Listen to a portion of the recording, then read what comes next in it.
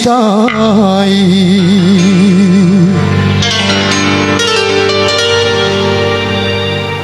Semiskin-miskinnya lelaki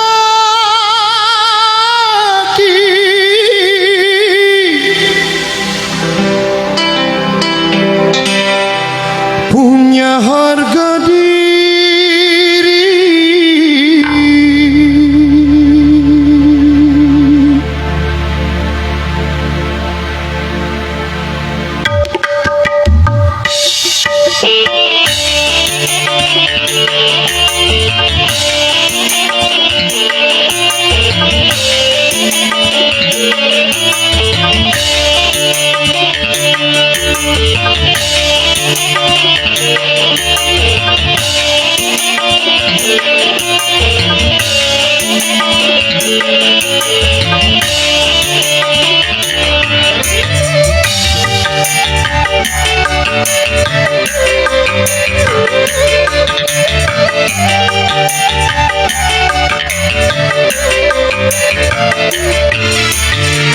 Bila tiada dosa ku ceraikan dirimu, daripada selalu kau sakiti hatiku.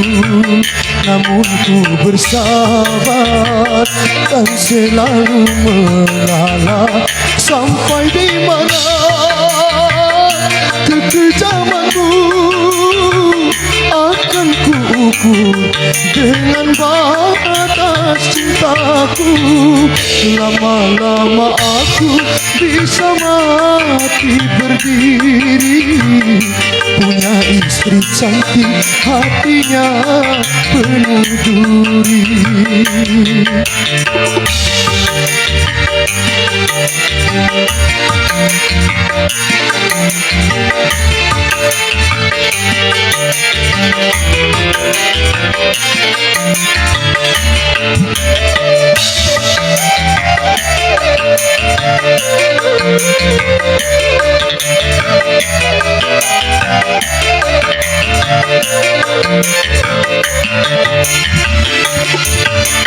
Seburuk-buruknya lelaki ingin dicintai, semiskin-miskinnya lelaki punya harga diri.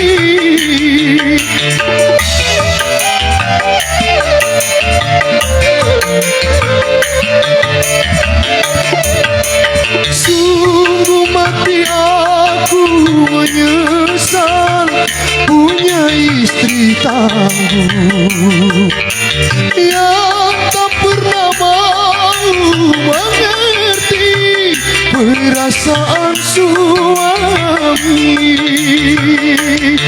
Kalau dulu ku tahu kejamnya hatimu, tak mungkin aku melamarmu.